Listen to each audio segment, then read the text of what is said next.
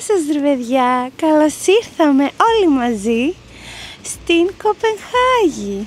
Μετά το Βερολίνο έχει σειρά η Δανία και συγκεκριμένα η πρωτεύουσά της η Κοπενχάγη. Ήρθαμε για 3 βράδια, 4 μέρες ουσιαστικά. Πετάξαμε από Βερολίνο για να φτάσουμε εδώ. Από κρύο είμαστε πάρα πολύ καλά. Νομίζω ότι στο Βερολίνο είχε περισσότερο κρύο. Τώρα φτάσαμε κέντρο περίπου. Θα πάμε πρώτα να φάμε, να πάρουμε δυνάμεις γιατί είμαστε από ξενύχτη. Και θα εξερευνήσουμε την Κοπενχάγη. Δυστυχώς πολλά μαγαζιά και χριστουγεννιάτικες αγορές είναι κλειστά, αλλά έχουμε προβλέψει κάτι πάρα πολύ ωραίο για τη μέρα των Χριστουγέννων. Θα το δούμε μαζί στη συνέχεια τις επόμενες μέρες. Αυτά για τώρα, πάμε να φάμε.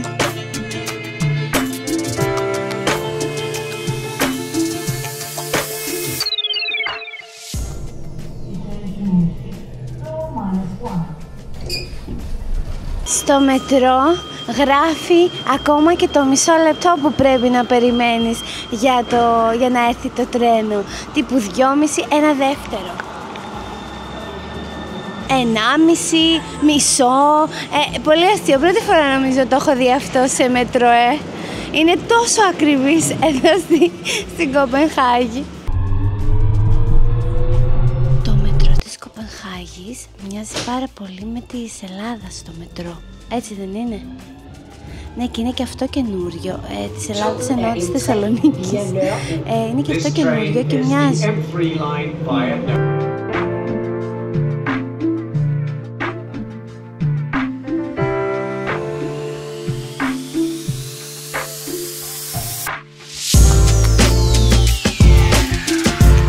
Καθώς οδεύουμε να πάμε στο φαγητό που σας είπα για πρωινό, βγαίνει μια κυρία έξω και μας μιλάει στη γλώσσα τους εδώ πέρα, δεν καταλαβαίνουμε τίποτε. Γυρνάμε σε κάποια φάση και μου λέει βασικά ότι είναι πάρα πολύ ωραίο το μπουφάν μου και με ρώτησε από πού το πήρα και ότι είναι τέλειο το χρώμα θεϊκό και χάρηκα τόσο πολύ γιατί εγώ έχω κόλλημα με το πετρόλ. Ναι, το βλέπω.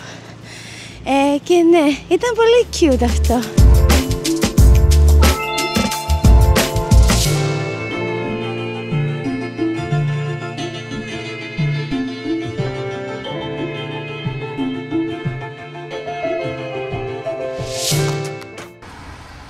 Δείτε ουρά ο φούρνος.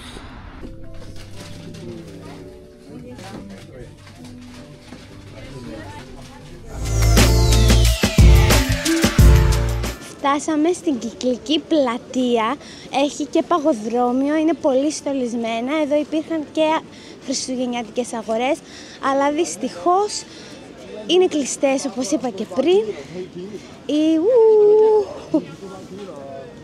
Τώρα θα σας δείξω, δείτε εδώ κατάσταση. Εδώ στολισμένα full. Εδώ έχει παγοδρόμιο, πάμε να το δούμε.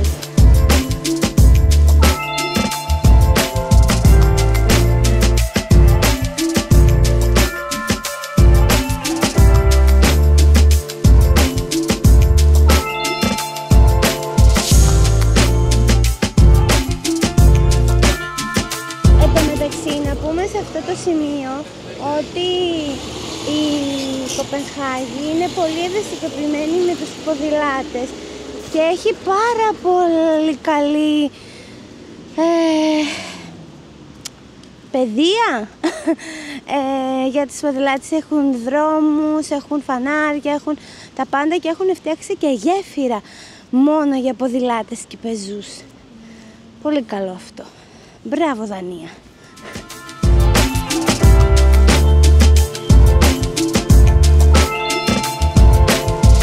Τώρα ήρθαμε στο κανάλι, το γνωστό και το πολύ φωτογραφημένο βασικά της Κοπενχάγης, που έχει πολύχρωμα σπιτάκια και τέτοια και είναι πανέμορφο.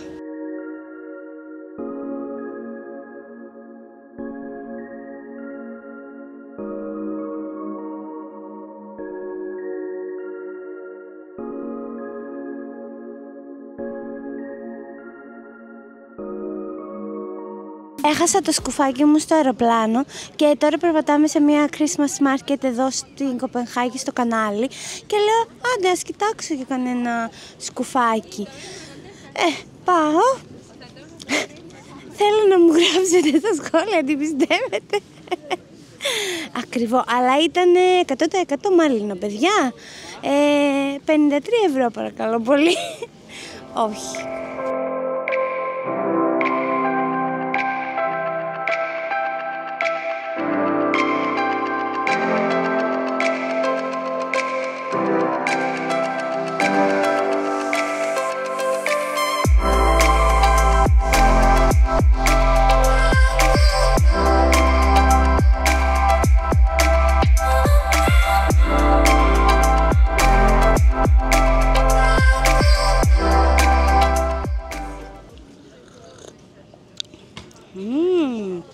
Πολύ ωραίο. Έχει και φρουτάκια και αμύγδαλα.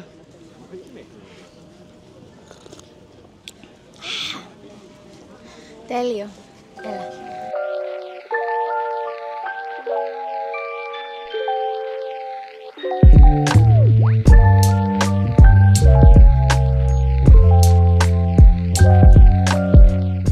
Εκεί πέρα που βλέπετε τώρα, εδώ, είναι αυτή η γέφυρα που έλεγα πριν, που είναι για τα ποδήλατα.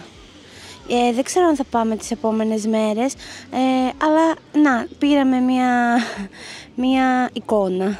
Ο δρόμος εδώ λέγεται έτσι. Πραγματικά είναι πανέμορφο μέρος εδώ, είναι και στολισμένα και είναι σούπερ. Κτίρια πανέμορφα με χρώματα, το κανάλι που δίνει κάτι στο τοπίο. Εντάξει, τα φωτάκια, ο στολισμός που έχει και μάρκετς είναι μαγικό. Τώρα πάμε σε άλλη περιοχή.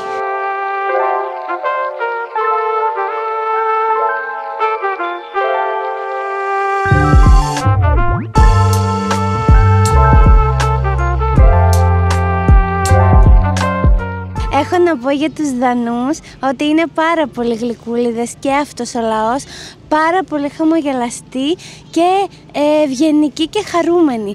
Έτσι φαίνονται. Γιατί μας έτυχαν δύο περιπτώσεις, τρεις βασικά. Η μία με το πετρόλ, το μπουφάν, η άλλη μία κυριούλα στο μετρό και τώρα που περπατούσαμε προσφέρθηκε ένας κυριούλης να μας βγάλει φωτογραφία και ήταν πολύ χαμογελαστός και χαρούμενος. Ναι. Αχ, τι ωραία.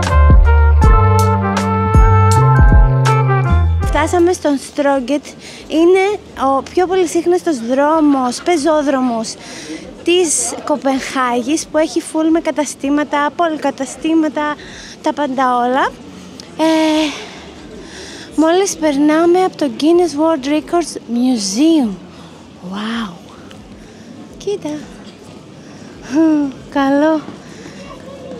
Λοιπόν, και ο συγκεκριμένος πεζόδρομος ενώνει πολλά από τα σημεία ενδιαφέροντος της Κοπενχάγης. Έτσι, να μαθαίνουμε και κάτι της. Αγάπη μου! Ναι, είναι και αυτός στολισμένος. Πολύ γραφικό μέρος.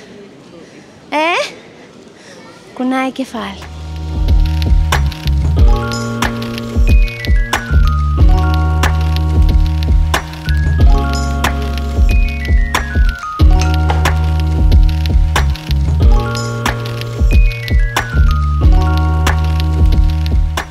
Αυτή η εκκλησία εδώ πίσω μου φαίνεται ακραία πανέμορφη. Είναι και ο καιρός έτσι μουντός με λίγη βροχή που την κάνει να φαίνεται εξαιρετική.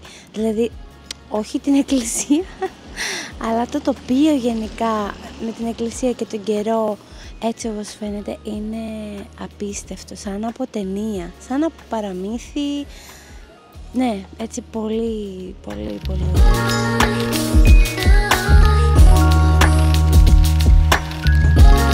Αυτή η εκκλησία, όπως καταλάβαμε, είναι ο Άγιος Νικόλαος και την χρησιμοποιούν ως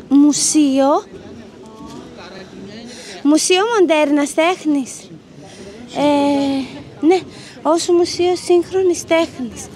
Απίστευτο. Πόση αντίθεση εντωμεταξύ, με το απ' έξω που είναι τόσο έτσι classic, ρε παιδί μου. Πώς να το πω. Το παλιό με το καινούριο, ναι, αυτό ακριβώς. Είναι, φανταστείτε, να μπεις και μέσα. Wow.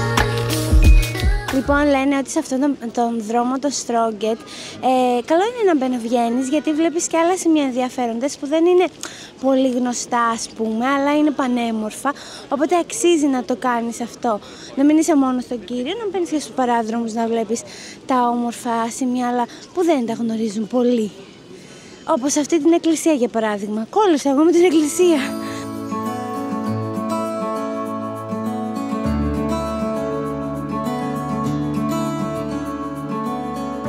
Ήρθαμε σε μια πανέμορφη πλατεία που δυστυχώς δεν μπορώ να προφέρω το όνομα. Είναι πολύ μικρή, αλλά είναι τόσο πολύχρωμη. Θυμίζει λίγο μπριζίζει. Είναι όλα τα χρώματα, κόκκινο, κίτρινο, γαλάζιο, πράσινο, μοβ, όλα τα χρώματα, και είναι και στολισμένα και είναι full πανέμορφα και δεν είναι και τόσο τουριστικά, να τα λέμε και αυτά. Coach?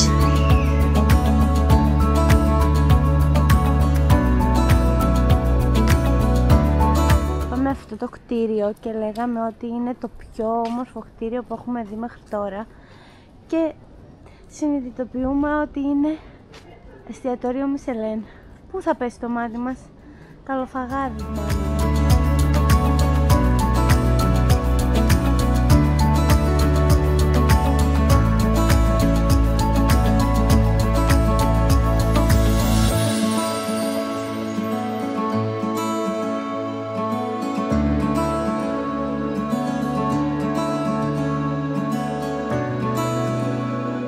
Είμαστε στον πύργο της Κοπενχάγης, Ρουντετάρ. Πω δύσκολα τα δανέζικα. Τέλος πάντων, έχει και παρατηρητήριο. Round Tower, ναι, γιατί είναι κυκλικός, οπότε γι' αυτό τον λένε έτσι μάλλον. Είναι πάρα πολύ ψηλός, όμορφο κτίριο και έχει και παρατηρητήριο που θα το δούμε κάποια στιγμή ή σήμερα ή αύριο, θα δείξει αν έχουμε χρόνο.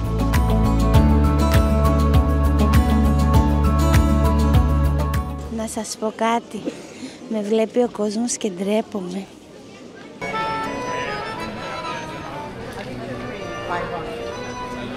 Ήρθαμε για φαγητό σε ένα μαγαζί που έχει open sandwiches και είναι πολύ παραδοσιακό αυτό το στυλ εδώ στη Δανία και στην Κοπενχάγη. Παραγγείλαμε 5 νομίζω πιάτα.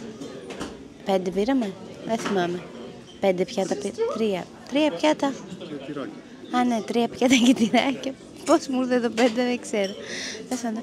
Είναι πολύ ωραίο το μέρος, είναι έτσι λίγο κλασικό, δεν είναι κόζι και τέτοια, αλλά είναι όμορφο. Μου κάνει για Μισελενά το εστιατόριο, που δεν είναι, αλλά λέμε.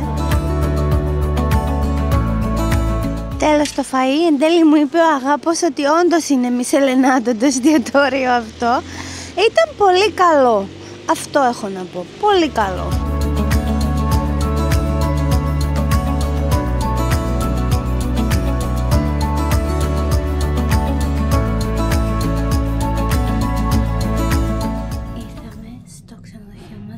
Ξεκούραση. Πάμε να δούμε επιτέλους το δωμάτιό μας.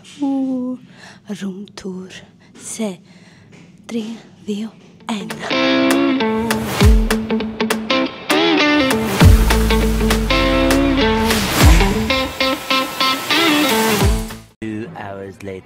Το δωμάτιό μας είναι πανέμορφο, είναι πολύ μικρό αλλά είναι πολύ cute και έχει και παράθυρα τεράστια. Και εκεί που ξεκουραζόμασταν άρχισαν πυροτεχνήματα και ήταν μαγικό. Εν τω μεταξύ δεν μένουμε κέντρο, απλά επιλέξαμε ένα κατάλημα που να έχει στάση δίπλα για να έχουμε εύκολη την πρόσβαση στα μέσα. Και όντως είναι πανεύκολο.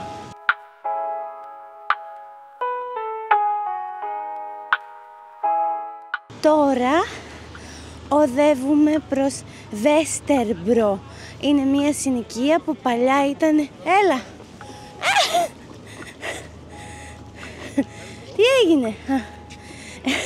Ακολουθώ και δεν τα πήγαμε καλά. Αυτή η συνοικία παλιά ήταν Red Light District και τώρα άρχισε να αλλάζει και να έχει μαγαζάκια, γενικά να αναδεικνύεται και να γίνεται περιοχή έτσι πιο χιπστεράδικη.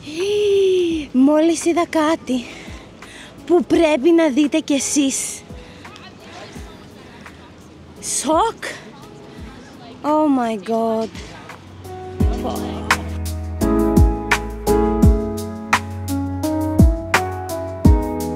Είμαστε στην περιοχή που ήμασταν το πρωί για να πάμε στην Βέστερμπρο. Γιο μπρο.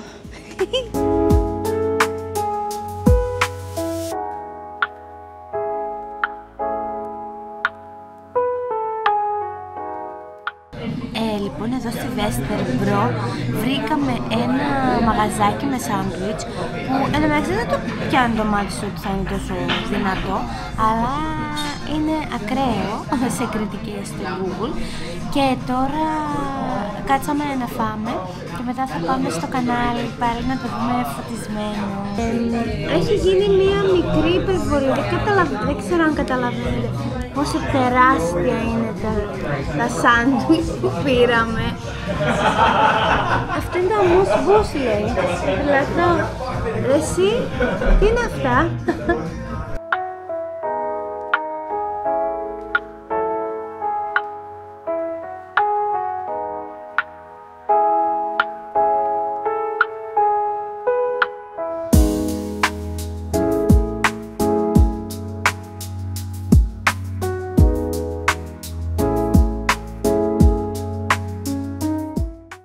Καλημέρα!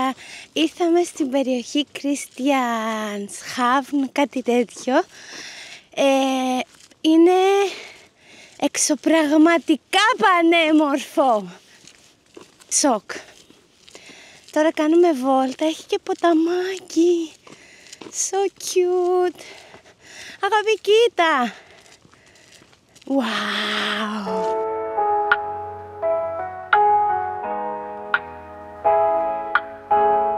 Λοιπόν, σε αυτή την περιοχή που είμαστε βρήκαμε ένα μαγαζάκι που λέγεται Χάρτα, αν δεν κάνω λάθος. Εντελώς τυχαία. Μου το είπε ο Αγάπος το όνομα. Sorry αν έχω κάτι στα δόντια μου, αλλά μόλις έφαγα. Είναι πανέμορφο μαγαζί και μέσα και έξω, έχει τέλεια θέα. Αλλά το σημαντικότερο απ' όλα είναι ότι έχει το πιο τέλειο πρωινό. Ό,τι χρειάζεται ο κάθε τουρίστας για να φάει από γλυκά, αλμυρά. Εμείς πήραμε ένα ψωμάκι με τυρί που ήταν, και βούτυρο εννοείται, που ήταν ακραία τέλειο, δηλαδή σοκ. Ένα βάσικο cheesecake που πιο μαλακό και βουτυράτο. Αγάπη, βοήθα στην περιγραφή. Καλά τα λες. Καλά τα λέω. Ναι, σοκ παιδιά, και η θεά δεν υπάρχει. Δεν υπάρχει.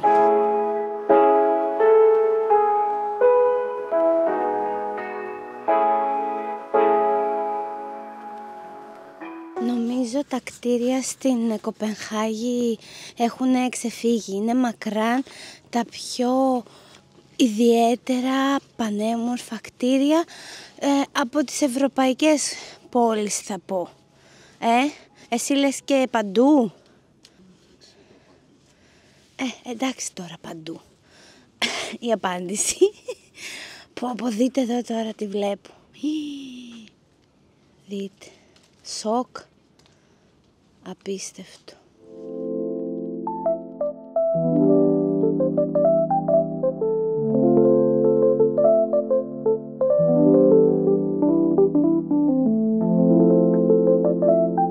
Τώρα πάμε προς μία κοινότητα που λέγεται Χριστιάνια. Είναι ουσιαστικά ένα κράτος μόνος του που πρώτη φορά γίνεται σε κάποια χώρα κάτι τέτοιο. Η κοινότητα αυτή, αυτό το κράτος δημιουργήθηκε βασικά από το 70.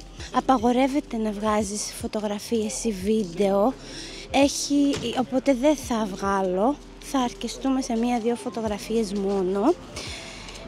Έχει 950 κατοίκους και έχουν αυτοί οι κάτοικοι δικούς τους νόμους και κανόνες, δηλαδή δεν συμβαδίζουν απαραίτητα με την υπόλοιπη Κοπενχάγη.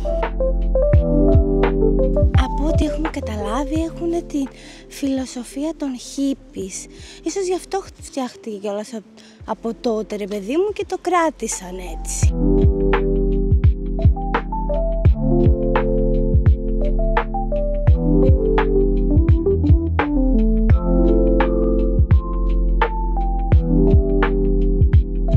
Ήρθαμε σε ένα πιο απόμερο μέρος της Κριστιάνια. Εγώ αυτό που κατάλαβα είναι ότι είναι μία κοινότητα, μία πόλη ουσιαστικά, ανεξάρτητη από την υπόλοιπη Κοπενχάγη και ζουνε πολύ διαφορετικά, ρε παιδί μου. Είναι πανέμορφα όμως το μέρος, είναι πιο underground αυτό, δηλαδή είναι πολύ πιο artistic, πιο με graffitis, έχουν άλλο στυλ τελείως, είναι πιο απλά, έχουν όσα χρειάζονται, ρε παιδί μου, και ζουνε πολύ πιο όμορφα και είναι και πολύ ειρηνικά φαίνεται, ρε παιδί μου, απλά σε κάποια σημεία δεν αφήνουν να βγάζουμε φωτό και τέτοια.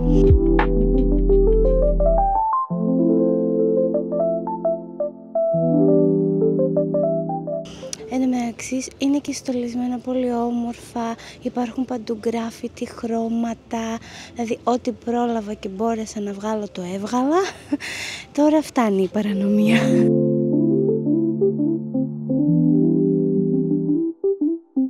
Φύγαμε, πραγματικά ζουνε πολύ όμορφα λογικά, με τους δικούς τους νόμους και κανόνες, είναι underground όπως είπα. Αλλά είναι πανέμορφα. Δηλαδή θα μου άρεσε πάρα πολύ να μιλήσω με κάποιον ντόπιο, να καταλάβω πώς ακριβώς ζουνε και πώς το βιώνουν όλο αυτό. Και έχει φτιαχτεί από το 1971. Τώρα θα πάμε προς την μικρή Γοργόνα να τη δούμε κι εμείς λίγο, να δούμε πώς είναι.